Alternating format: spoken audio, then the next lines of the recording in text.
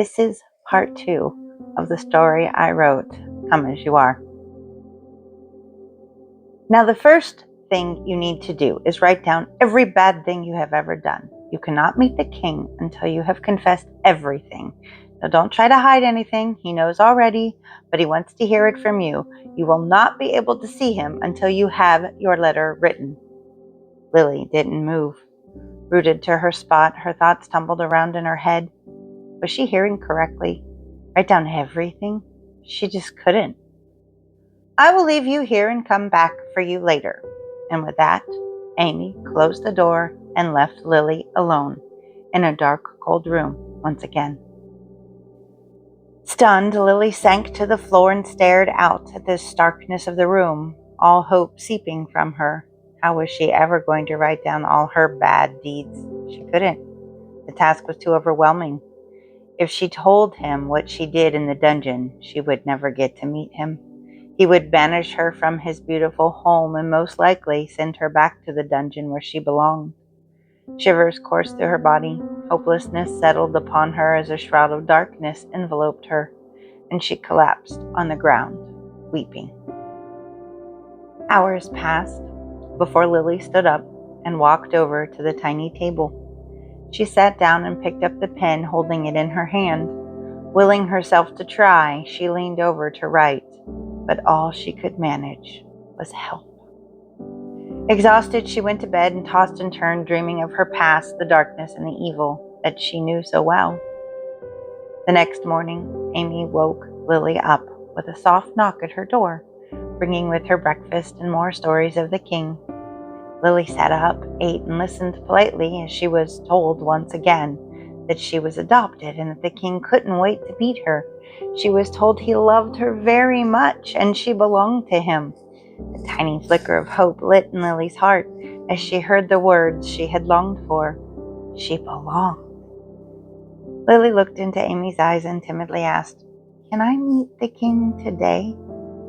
Amy looked at what Lily had written on the paper, and she looked back at Lily. Her heart went out to the little girl sitting so expectantly before her, but she knew she could not take her to the king as she was. "There is still a lot you need to do before you meet the king. Here, I have something for you that might help." She picked up the leather-bound book, turned to a page near the back, and held it out to Lily. "I want you to memorize this page. It tells you who you are. See, it says here that you are chosen, you are adopted, you are a precious gift, and you are holy and dearly loved." Lily stared blankly at Amy as she read the list of statements that did not sound like her at all.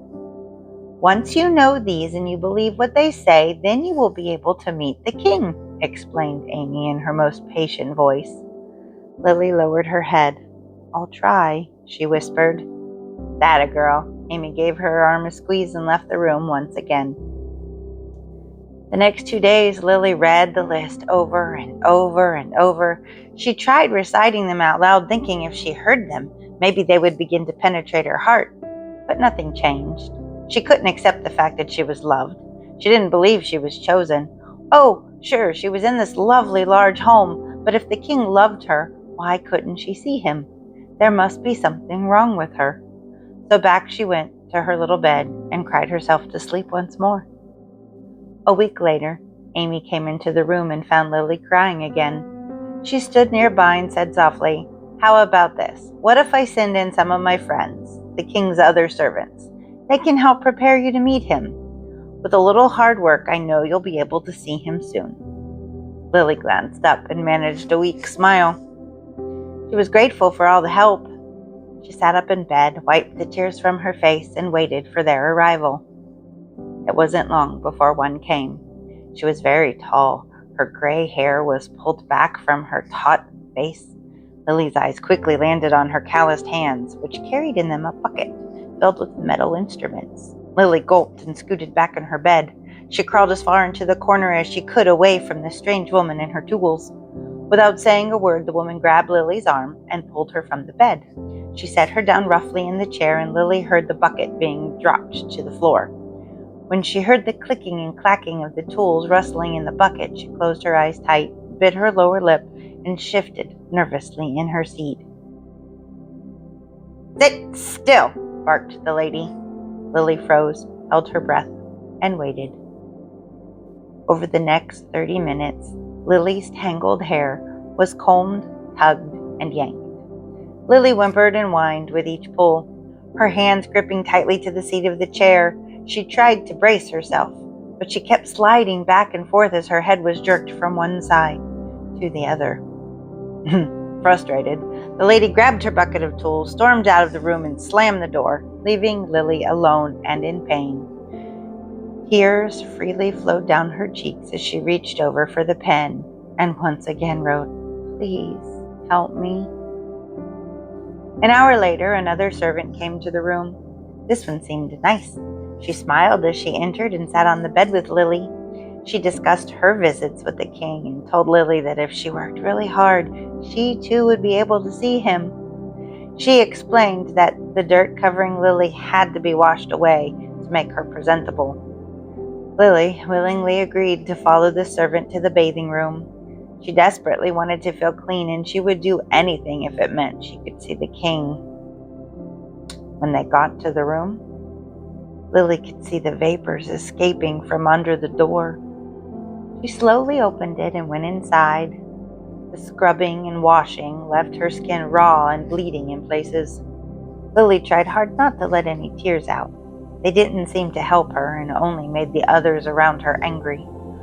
When she walked out of the room, she timidly asked the servant, "Can I see the king now?" "No, not yet," came the reply. Disheartened, Lily returned to her room, crawled into bed, and let the tears flow once more. The pain was unbearable, and yet she still could not see the king. This was hopeless. What could she do to make herself good enough for him? Days and weeks went by, and others came into her room. They all tried over and over to help clean Lily up. They tried to get her to write down her bad deeds, but her pain just grew, and the stains refused to leave. The only thing she'd managed to write over and over again were the words, "Help, please help me." They filled the pages, but it wasn't good enough. She still wasn't allowed to meet the king. She lost all hope.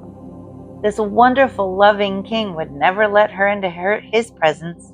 She was contaminated, and there was nothing anyone could do to help her be presentable. They had tried ointments, oils, lotions, everything they could think of, but nothing removed the stench. She had been rubbed raw over and over, yet the stains remained.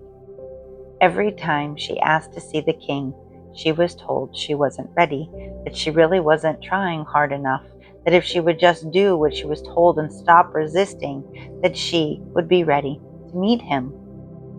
One day, 4 of the servants came into her room. They were determined to help Lily, so they locked the door behind them and approached her bed. They surrounded her and shook her awake. One held an empty paper in her face and another jammed a pen in her hand. "Write down your bad deeds," they commanded. Lily, shaking off her nightmare, glanced from one to the other and then down at the paper. She refused to take the pen in her hand. "Write down your bad deeds," they repeated.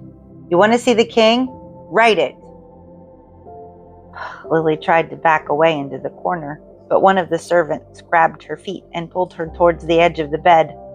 2 of the servants sat on the floor holding her feet, so she could not get away, while another servant held her hands down, and the last one shoved the paper towards her again. Lily squirmed and struggled to get free from their grasp, wondering why they were doing this. She tried to cry out for help, but stopped short when the tall, gray-haired lady towering over her hissed, "Be quiet." Lily stopped fighting. She lay there frightened and wondered what they were going to do. She was suddenly in the dungeon, surrounded by the evil people who'd kidnapped her. She was lying in the darkness, hearing the horrors and screams of those being tortured around her. She was paralyzed with fear and couldn't move or speak. Slowly, she came back to this room, the room in the castle where there was a king who loved her, yet he was no better than the evil. He was in fact worse. He professed he loved her, and yet treated her just like the monsters from her past.